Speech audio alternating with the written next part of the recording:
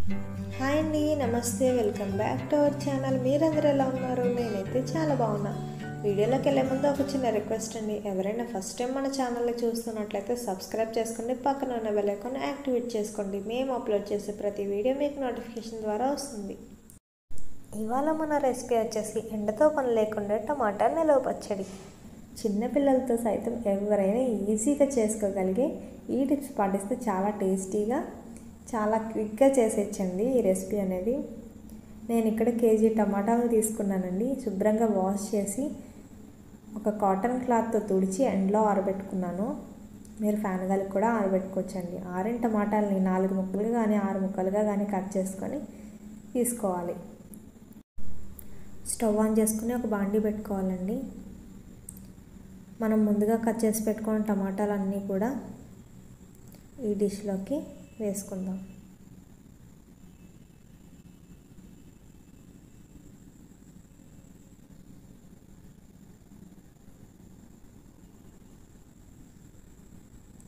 KG టమాటాలకి 100 గ్రాముల చింతపండు అయితే కరెక్ట్గా సరిపోతుందండి.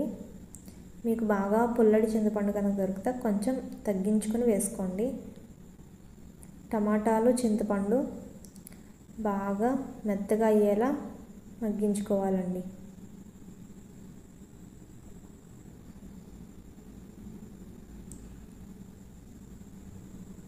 మూత పెడితే మనకి టమాటాలు అనేవి త్వరగా మెత్తపడతాయి.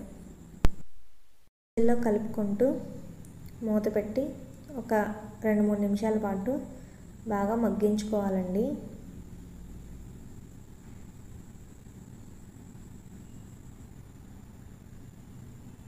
మనకి టమాటాలు అనేవి కొంచెం గట్టిగానే ఉన్నాయండి. ఇక్కడ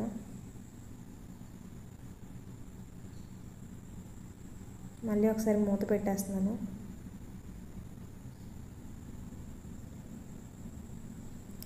టమాటాలో నుంచి వాటర్ అనేది వచ్చింది కదండి మనకి. ఇంకా మూత పెట్టకుండా ఈ వాటర్ అనేది దగ్గరికి అయ్యేంత వరకు కలుపుకుంటూ ఈ వాటర్ దగ్గరికి అయిపోవాలండి. బాగా మగ్గినాయి కదండి టమాటాలు అనేది. ఇందులో వాటర్ కానీ ఆయిల్ కానీ వేయలేదండి నేను. టమాటాలు చింతపండు మెత్తబడి ఇలా దగ్గరికి అయింది. ఈ మిశ్రమాన్ని పూర్తిగా చల్లారిన తర్వాత మిక్సీ జార్లో వేసుకోవాలి.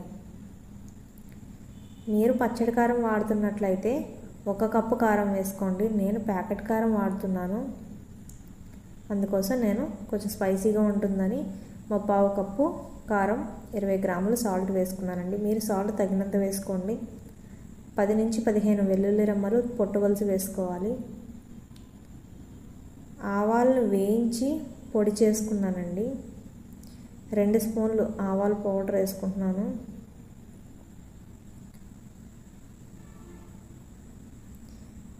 మెంతులు కూడా వేయించి పౌడర్ చేసుకున్నానండి. 1 స్పూన్ మెంతిపిండి వేసుకున్నాను.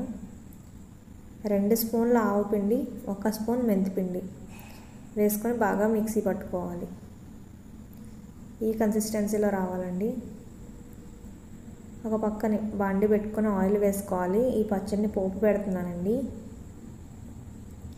ఆయిల్ అనేది కొంచెం ఎక్కువే ఉండాలండి మనకి పచ్చళ్ళకి. మినపప్పు, శనగపప్పు, ఆవాలు, జీలకర్ర, వెల్లుల్లిపాయల్ని పొట్టు వలిసి తీసుకున్నానండి. వెల్లుల్లి రెమ్మలు. పోపు బాగా వేగిన తర్వాత ఎండుమిర్చి, కరివేపాకు వేసుకోవాలి. ఇది బాగా వేగాలండి.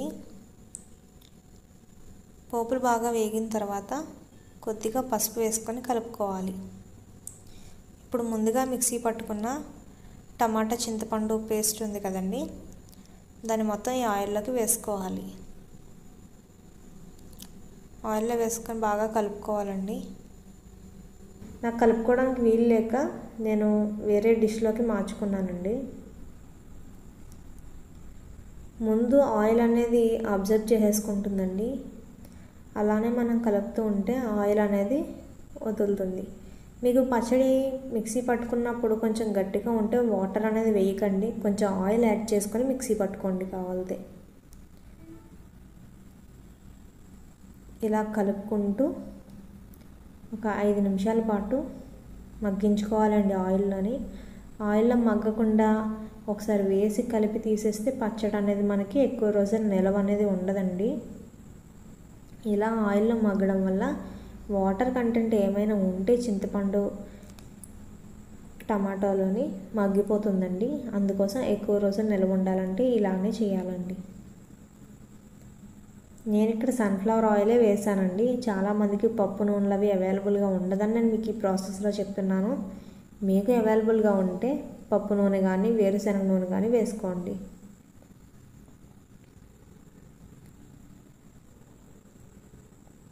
సన్ఫ్లవర్ ఆయిల్ వేసుకున్నా కూడా బాగుంటుందండి.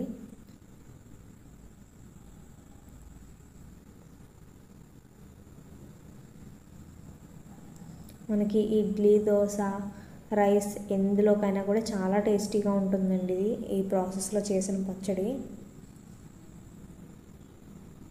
చూసారండి మనకి ఆయిల్ అనేది వదులుతుంది. పచ్చడిలోకి ఆయిల్ అనేది కొంచెం ఎక్కువే పడుతుందండి.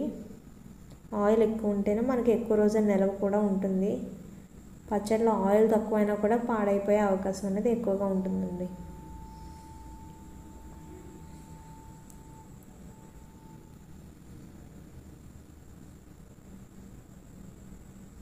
మనకి బాగా మగ్గిపోయిందండి పచ్చడి అనేది. స్టవ్ ఆఫ్ చేసేసుకున్నాను.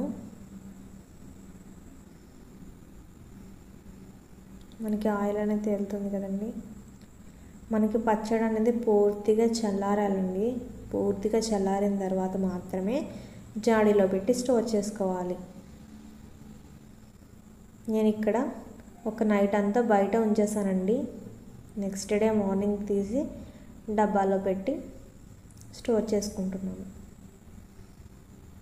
మీకు కనుక ఈ వీడియో నచ్చినట్లయితే లైక్ చేయండి, మీ ఫ్రెండ్స్కి రిలేటివ్స్కి షేర్ చేయండి. మీరు ఈ రెసిపీని ట్రై చేసి మీకు ఎలా వచ్చింది అనేది కామెంట్ సెక్షన్లో కామెంట్ చేయండి. ఈ ఛానల్ని సబ్స్క్రైబ్ చేసుకోవడం మాత్రం మర్చిపోకండి.